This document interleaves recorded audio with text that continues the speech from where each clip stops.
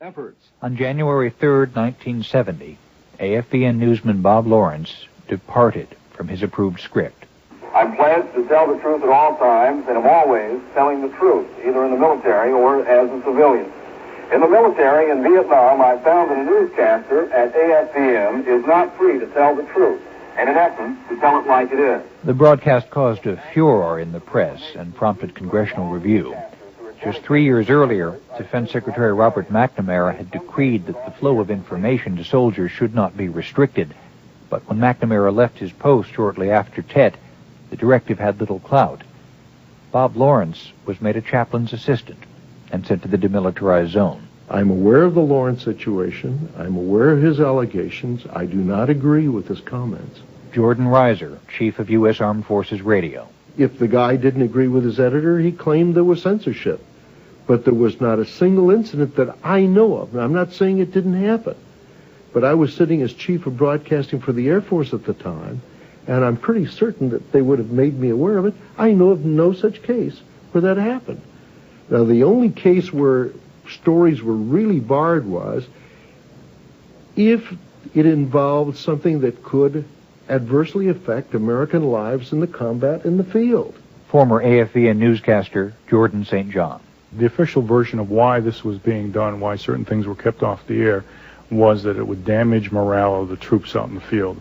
The real reason it was being done is because the guys in charge of the war could control American Forces Radio completely. They couldn't control the civilian press. So we were, in fact, although called a news operation, were really a propaganda machine. The whole bit with the inflated body counts and all that. It was all wrapped up in that whole trying to make it look as though we were winning the war when, in fact, we weren't. And here's a dedication to the new troops who have just recently come into the Republic of Vietnam and every day sit and watch those freedom birds fly back to the world again. Heartbreaker, Led Zeppelin. Perhaps to fill a need that official Armed Forces Radio could not, GIs took the medium into their own hands. Unsanctioned broadcasts began, with soldiers talking over open channels on field radios. Veteran Barry Romo returned from leave in Hawaii with a battery-powered turntable and 80 records. We picked up on what's called the BS channel, I think it was 7500, and just started playing records and talked back and forth very slightly about what was going on. I don't know, probably morale type stuff. You're scared, you're hungry, you're going to sleep, you're staying awake.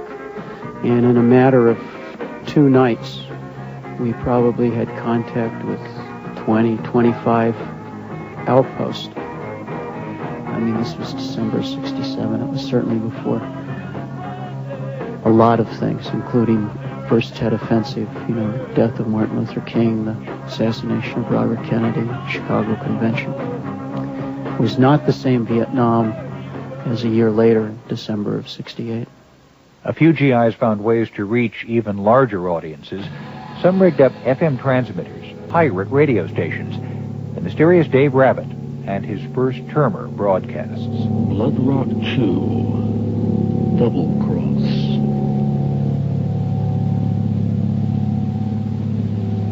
Good evening again, ladies and gentlemen. This is your host for the next 3 hours of hard acid rock music, Dave Rabbit, and my studio engineer, Pete Sadler. For those of you who have just recently come into the Republic of Vietnam, I'd like to give you a little information about it. We're an underground radio station here, and we say what we feel like saying, and we bring the truth to the first termers in the Republic of Vietnam. We also bring you hard acid rock music all through the night. The up-to-date music of today's American youth.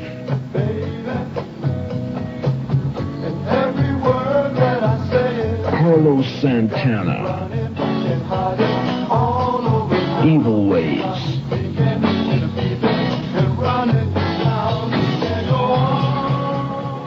Pirate radio offered practical tips that couldn't be heard on AFBN.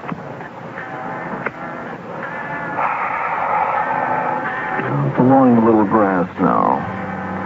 Going back into music by Steppenwolf called The Pusher. Speaking of The Pusher, brothers and sisters, if you happen to be down by the Magic Finger Lounge anytime tonight, keep away from the Korean at the front door. He's pushing some bad H. I repeat, he's pushing some bad H.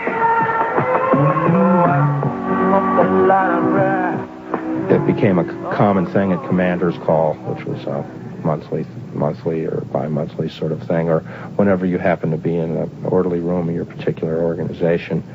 But they would, oh, by the way, do you have any information on a clandestine radio station being broadcast? And you go like, gee, no, I've never heard of it. Jonathan Schwartz is executive producer for the Vietnam Radio First Termer series from Interlock Media Associates in Boston. The program is based largely on original research by co-producer Alexis Milner. NPR executive producer is Frank Tavares. George Holmesy and NPR's Kari Huss are the associate producers. First Termer was mixed by Frank Cunningham at WGBH in Boston. It was edited and engineered by Joshua Weinman, Robert Connolly, Monty McGuire, Charles Racina, Rick Wolf, David Lavalle, and Jim Moses. Theme music by Paul Roost. Voiceover and translation by Diego Arcenegas. Project staff includes Kate Atkinson, Barbara Bernstein, Robert Dickinson, Ann Harrison, Kristen Amberling, Ricardo Ray, Chris Bailey, and Laura Crosby. Writing and editorial assistance from William Lichtenstein, Robert Dietrich, Beth Harrington, Tom Watkins, Judy Rodenbeck, and Robin Washington. Also special thanks to the following stations for the use of their facilities: KCRW in Santa Monica, California, WUSF, Tampa, Florida, KWIT, Cedar Falls, Iowa, and WRMS and WJNO in West Palm Beach, Florida. Also, we gratefully acknowledge the many individuals and organizations who opened their archives to First Termer researchers and veterans organizations nationwide who provided invaluable assistance. The series was produced in cooperation with Boston's Public Media Foundation. Funding has been provided by the Fund for Tomorrow and Club Computer, the Massachusetts Foundation for the Humanities and Public Policy, the Massachusetts Council on the Arts and the Humanities, the William Joyner Center for the Study of War and Social Consequences at the University of Massachusetts in Boston, the Corporation for Public Broadcasting, and NPR member stations. I'm Scott Simon. This is NPR, National Public Radio.